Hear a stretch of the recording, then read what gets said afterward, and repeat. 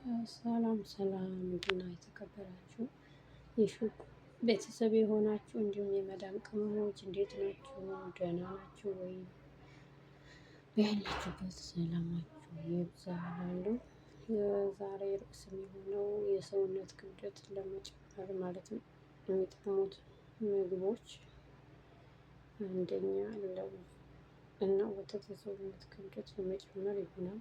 ሙዝ፣ የኦቾሎኒ ቅቤ፣ ድንች፣ ባቄላ፣ ማንጎ፣ እንቁላል፣ ቅቤና ስኳር፣ ዘቢብ፣ በለስ፣ መደበኛ የአካል ብቃት እንቅስቃሴ፣ እርጎ፣ የፍራፍሬ ጭማቂ፣ ዶሮ፣ ፓስታ እና የፓስታ ዘሮች፣ አቮካዶ፣ የስንዴ ዳቦ እና አይብ ናቸው ማለት ነው። እነዚህ ሁሉ የተጠቀሱት የሰውነት ክብደት ለመጨመር ይጠቅማል ማለት ነው። ይጠቅማሉ ምግቦቹ።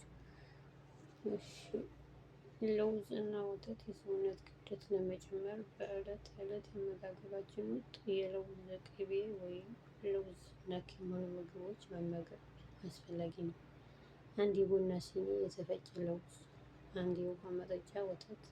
አጠቃቀም ወተቱና ለውዙን አንድ ላይ ማፍላት፣ ከዛም ለማጣፈጫ 2 ማንኪያ ስኳር ማድረግ፣ ከዛም መጠጣት። በየቀኑ ይሄንን ከጠጣን የሚፈልገውን የሰውነት ክብደት መጨመር እንችላለን ማለት ነው።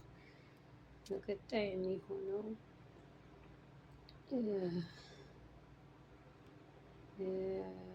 ሙዝ ይሆናል ማለት ነው። ሙዝ በቂ ካሎሪን የያዘ በመሆኑ ለሰውነት ግንባታ ወሳኝ ነገር ነው።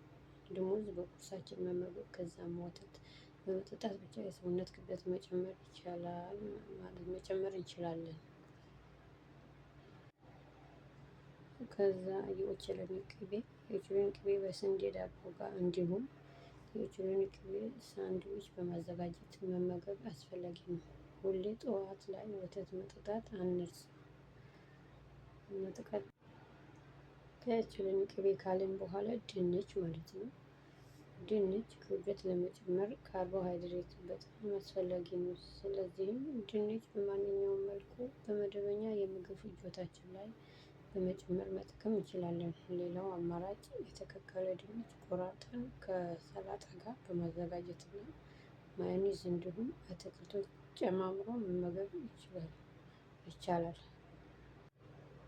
ሌላኛው ደግሞ ባቄላ ማለት ነው። ባቄላ በፋይበር፣ ካርቦሃይድሬት እና ፕሮቲን የበለፀገ በመሆኑ ክብደት ለመጨመር የሚጠቅም የምግብ አይነት ነው።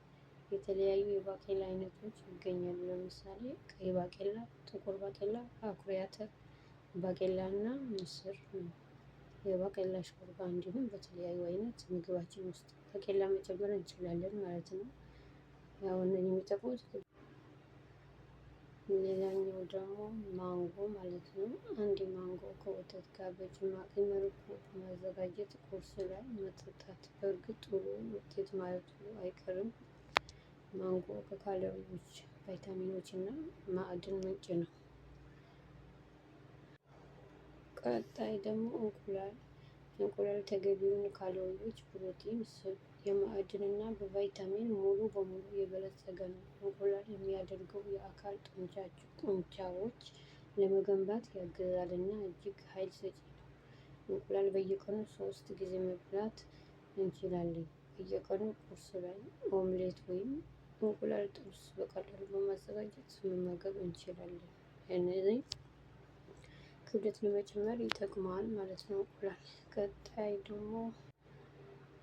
ቀጣይ ቅቤና ስኳር። ቅቤና ስኳር እኩል መጠን በማድረግ መቀላቀል፣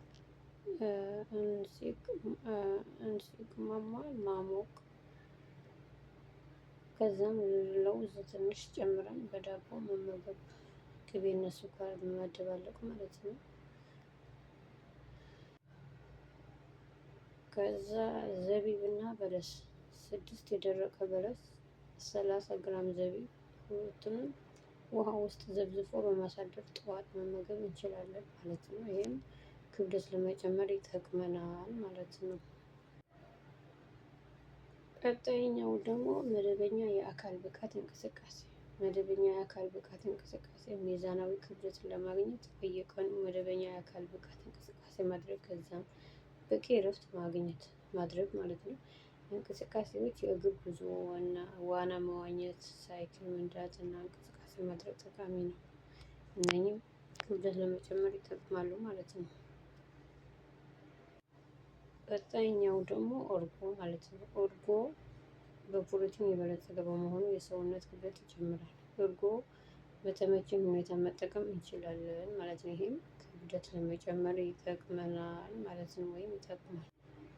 የፍራፍሬ ጭማቂ ትኩስ የፍራፍሬ ጭማቂ ዕለታዊ አመጋገባችን ውስጥ መካተት ለሰውነት ክብደት መጨመር ውጤታማ ይሆናል።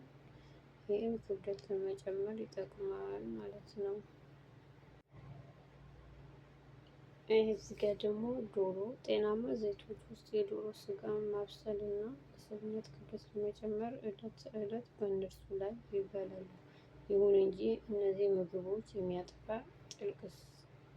ጥልቅ ጥብስ ቅጾች አካል ጎጂ ሊሆን ይችላል ይላል።